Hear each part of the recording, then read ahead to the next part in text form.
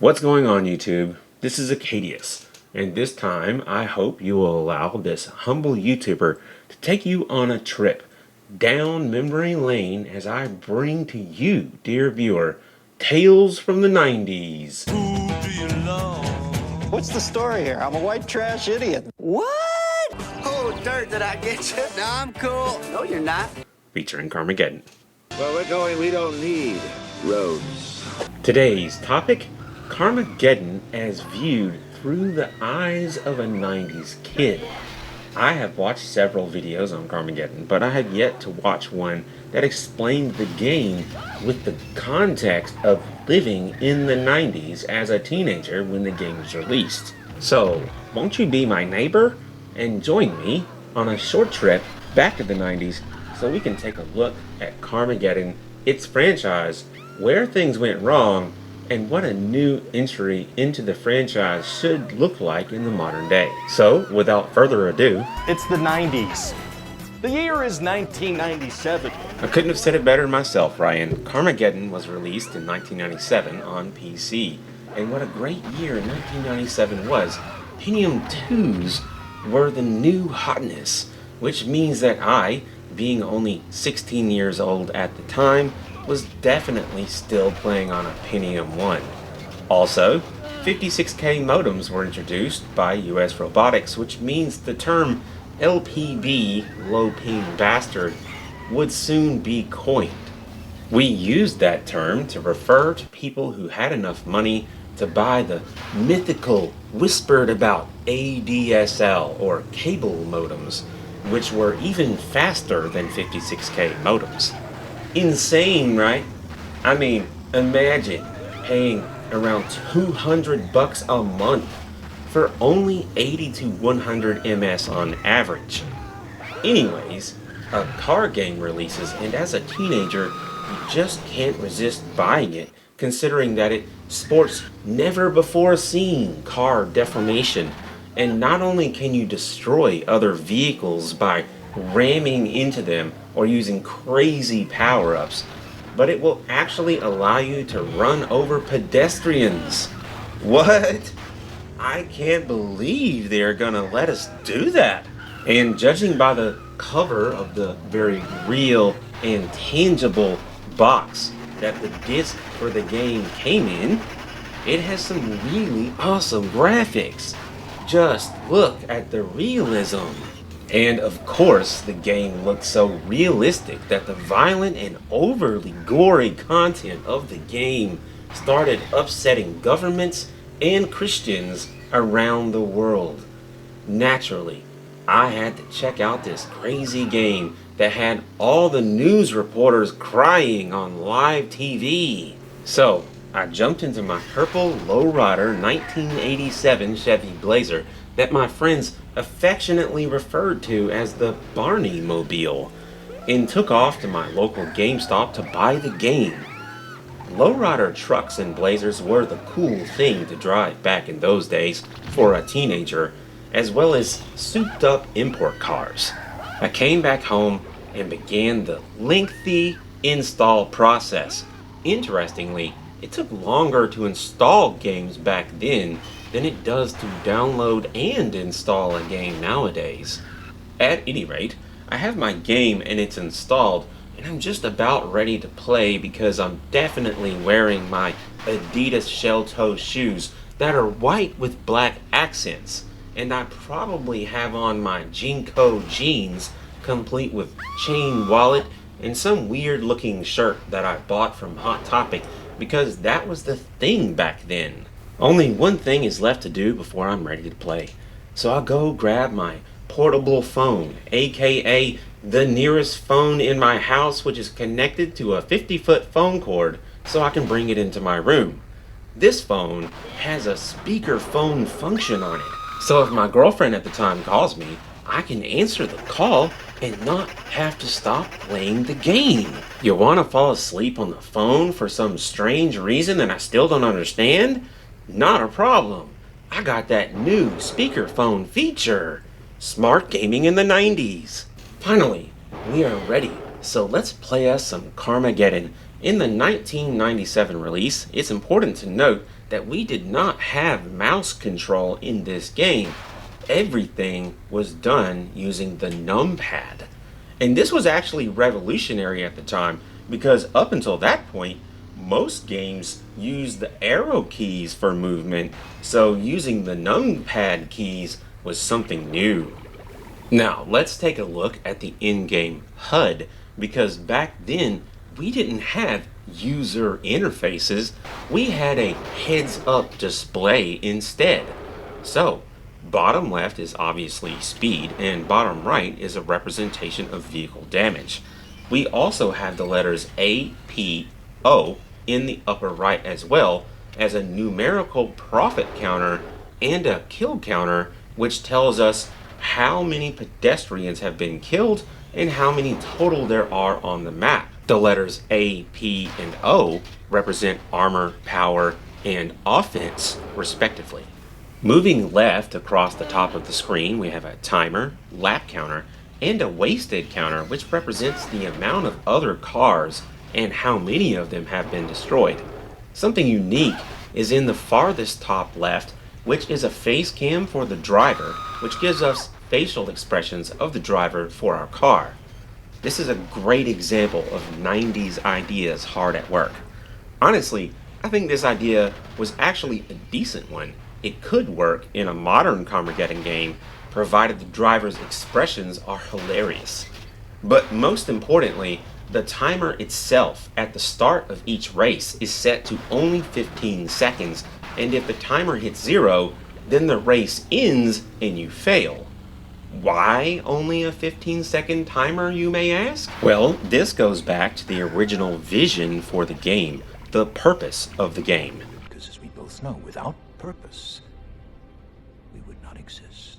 It is purpose that created us. Purpose that connects us. Purpose that pulls us, that guides us, that drives us. It is purpose that defines. Purpose that binds us. There were two basic concepts that were behind the creation of this game and subsequent franchise. The first is to provide a fun car game that could be completed in multiple ways: pure racing, demolition derby, and killing all the pedestrians on the map. The first player to do any of these three things would be the winner. The second was to literally piss off society at the time. The devs openly admitted to this during interviews. Let's take a look at some of the things that the devs have said about the game and their ideas behind it. The notion of running over pedestrians was added to distinguish the game from Destruction Derby, which I played, and arouse controversy. However, there had been a number of recent games which involved running over pedestrians, such as Quarantine, which I played the hell out of that game, and it's a freaking great game. If you're one of those people that looks up these older games, Quarantine should definitely be on your list if it's not on there. And the Die Hard trilogy, I didn't bother playing that crap. The movies were good, the games were garbage. Rob Henderson from SCI suggested increasing the potential for controversy by awarding the player points for the pedestrian kills. So now we understand the point of only having 15 seconds at the start of each map. Without being able to immediately deal any real damage to other vehicles at the start of the map, because our car would need to build up some speed in order to get a solid hit on those cars, our only recourse is running over the pedestrians on the map in order to get enough time built up to keep playing. The devs wanted to make absolutely certain that players had to engage in the activity of running over pedestrians. Naturally, as a teenager that has rarely seen the ability to do this in a game, it was hilarious. And when you put a bunch of outrageous cars together that are all trying to either race or destroy you and sprinkle random NPC pedestrians around, then you can get some pretty crazy and randomly hilarious things that happen. Now, let's fast forward 1 year to 1998. What are we listening to in that year? Well, new albums from the bands Korn, Rob Zombie, System of a Down, Fatboy Slim, and Garbage came out that year, among others, and they were all awesome. And don't forget to play those albums on your way too loud car stereo system in that cool lowrider of yours, because if it's too damn loud, then you are too damn old. If you aren't hitting at least 130 decibels, then your stereo is not loud enough, in my opinion. But that's not all that was released in 1998. Carmageddon 2 Carpocalypse Now was also released, and since the first game was a blast, then we are definitely playing the second game. In the sequel, which was the best example of a Carmageddon game in my opinion, we are greeted with improved graphics and even better vehicle deformation, to include vehicles being able to be split in half, and the HUD has also been improved. Gone is the driver face cam, and added is a mini map and a bar across the bottom that shows the closest vehicle to you and its current health, as well as what the AI of that vehicle is currently doing. The HUD itself looks cleaner and more presentable, but mouse control is still not present. Oddly, the mouse functions just fine in the menus, but does not function when controlling a car. Karma 2 actually did support multiplayer, but only on a LAN, which back then basically meant packing up your entire PC and moving the whole setup over to a friend's house so you can set it all up and connect the two PCs using a serial cable. Luckily, I had such a buddy, so I was able to experience the game in multiplayer, and as I recall, multiplayer felt great. No lag or hitches or anything, but you couldn't play through the campaign together, which was unfortunate. Now, I would be remiss if I didn't mention the power-ups in Carmageddon, and some of those power-ups are unique to the franchise even in 2024. Just to highlight a few, there is the Repulsificator, the Pedestrian Repulsificator, Pinball Mode, front and back mine launchers, the Pedestrian Flamethrower, and the Spiked Ball Tail. And that isn't all the power-ups. But with so many power-ups, you would think that there would be an easy way to select what power-up you want to use in order to make the most effective use of each one, right? Nah, this is the 90s after all. How it works is, you can pick up as many power-ups as you want, all at once, but only the most recently picked up power-up will be available, which means you need to use each power-up in reverse order for as long as it takes to get back to whatever power-up you are actually wanting to use. 90s programming hard at work. And the last game on the list is Carmageddon TDR 2000. Now that is a game that we should just pretend never friggin' existed. And the Karma game that the fan base never friggin' speaks about, and for good reason. What a steaming dumpster fire of a game. All the devs of this game saw was just another zany car smash-up game. They actually thought that all they had to do was remake all the cars from the previous games and let players ram into each other and run over some pedestrians and the game would do well. They found out real quick that this wasn't the case. I have the same feelings about this game that I do about Tribe's Vengeance. Utter dog shit. The Voldemort of their respective franchises, best not spoken of again. Also, console releases should largely be ignored, as they were not nearly as good due to corporate interference as is typically the case. So, what made Carmageddon so fun? And what should a modern Carmageddon look like today if it wants to recapture the magic of the original two games?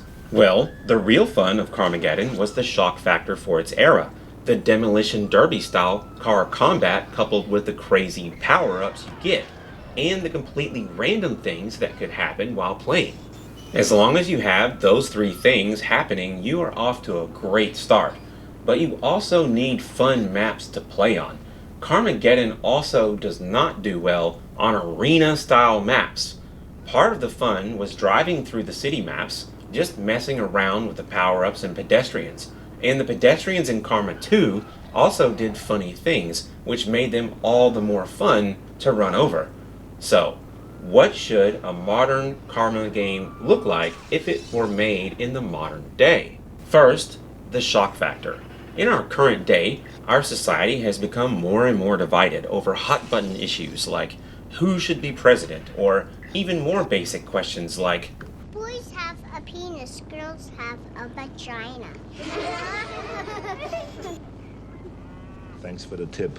an era like this one is ripe for the picking from the perspective of a game like Carmageddon that was meant to cause controversy from its very inception. The pedestrians take center stage in this arena, so they should be everything from cross-dressing, gender-swapped people to homeless people taking dumps in the street, to strange old men running around sniffing young women's hair, to old men who are strangely orange-faced, constantly chasing their toupee around the map. If the pedestrians in a Karma game aren't making people upset, then it isn't a Carmageddon game. If the game doesn't blow up social media and make it into a primetime news story, then you didn't do it right, in my opinion. Next, the controls need to be updated and brought into the modern era. We need tighter and more responsive controls that enable the average player to easily drift and do donuts. The car physics and deformation need to be top-notch as well. We should be able to cut our car in half in any direction, or even just slice off small bits of the car. The damage the car receives should be realistic, and maybe sometimes a bit over the top compared to the collision that happens. Cars should definitely still explode when they get wasted. Also, the maps should not be arena-style maps. They should be more realistic maps that are cityscapes or countryside maps, even suburbs. There should also be a lot more cars to choose from and a lot more competitors on the maps. Multiplayer should be easy to get into, and the players should be able to do co-op competitive or campaign, and there should be a kind of a battle royale type mode where we can choose our car and go into a 50+ player mode where repairs and recovery costs money, just like in single player, and if you run out of money, you can easily get wasted. If a new installment was made with all of these features, then I think it could succeed, but you cannot shy away from upsetting people and pissing people off when it comes to making a Carmageddon game. It's a core design philosophy behind making the game. You cannot make a Carmageddon game and not ruffle feathers. It'll never work. So, will we ever get a new proper entry to the Karma franchise? I really doubt that a new Karma would be released during these times. Too many companies are worried about being perceived in a positive light all the time. Nobody wants to rock the boat nowadays. Many times we have seen comedians attacked for their comedy routines, different forms of art getting attacked for being offensive, including video games and movies. When Carmageddon originally released, people attacked it for being offensive, and in our modern day, people still attack things that they perceive to be offensive to them. In that regard, nothing has changed. Do you know what's changed in the last 6 hours? No. Nothing.